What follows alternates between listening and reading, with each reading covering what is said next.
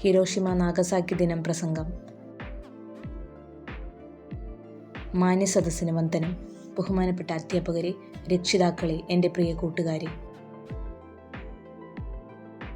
ഇന്ന് നമ്മൾ ഒത്തുചേർന്നിരിക്കുന്നത് മാനവരാശിയുടെ കറുത്ത അധ്യായങ്ങളിലൊന്നായ ഹിരോഷിമയിലെയും നാഗസാക്കിയിലെയും അണുബോംബ് ആക്രമണങ്ങളുടെ ഓർമ്മ പുതുക്കാനാണ്.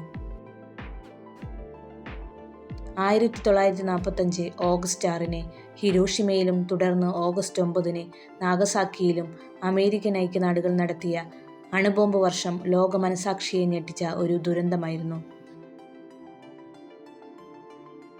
രണ്ടാം ലോക മഹായുദ്ധത്തിൻ്റെ അവസാന നാളുകളിൽ ജപ്പാനെ കീഴടക്കുക എന്ന ലക്ഷ്യത്തോടെയായിരുന്നു ഈ ക്രൂരമായ ആക്രമണം. ഹിരോഷിമയിൽ വർഷിച്ച ലിറ്റിൽ ബോയ് എന്ന ബോംബും നാഗസാക്കിയിലെ ഫാറ്റ്മാൻ എന്ന ബോംബും നിമിഷ നേരം കൊണ്ട് ലക്ഷക്കണക്കിന് മനുഷ്യരെയാണ് ഇല്ലാതാക്കിയത്. സൂര്യനെ വെല്ലുന്ന തീഗോളങ്ങളും കൂൺമേഘങ്ങളും ആ നഗരങ്ങളെ ചാരമാക്കി മാറ്റി. തൽക്ഷണം മരിച്ചവരുടെ എണ്ണം 100,000-ലധികമായിരുന്നു. എന്നാൽ റേഡിയേഷന്റെ ഭീകരത തലമുറകളോളം അവരെ പിന്തുടർന്നു. പൊള്ളലേറ്റവരും അംഗവൈകല്യം സംഭവിച്ചവരും ക്യാൻസർ പോലുള്ള മാരക രോഗങ്ങൾ പിടിപെട്ടവരും ഇന്നും ആ ദുരന്തത്തിന്റെ ജീവിക്കുന്ന രക്തസാക്ഷികളാണ്. ആ നഗരങ്ങളുടെ ശേഷിപ്പുകളിൽ നിന്നുപോലും പതിറ്റാണ്ടുകളോളം റേഡിയേഷൻ വിമുക്തമായിരുന്നില്ല എന്നത് ഈ ദുരന്തത്തിന്റെ വ്യാപ്തി എത്ര വലുതായിരുന്നു എന്ന് നമ്മെ ഓർമ്മിപ്പിക്കുന്നു.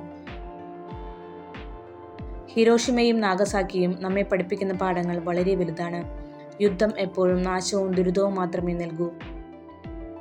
അണുവായുധങ്ങളുടെ ഭീകരത ലോകത്തിന് താങ്ങാവുന്നതിലപ്പുറമാണ്.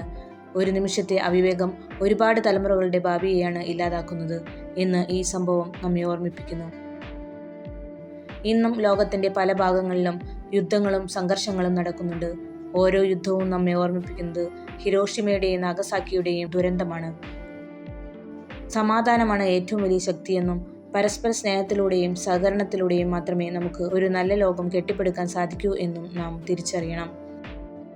ഈ ദിനത്തിൽ ആ ദുരന്തത്തിൽ ജീവൻ നഷ്ടപ്പെട്ട എല്ലാവർക്കും നമുക്ക് പ്രണാമം അർപ്പിക്കാം. ലോകത്ത് ഒരിക്കലും ഇങ്ങനെയൊരു ദുരന്തം ആവർത്തിക്കാതിരിക്കാനുള്ള കൂട്ടായ ശ്രമം നമുക്ക് നടത്താം. സമാധാനത്തിനും സ്നേഹത്തിനും വേണ്ടി നമുക്ക് ഒരുമിച്ച് പോരാടാം. നന്ദി.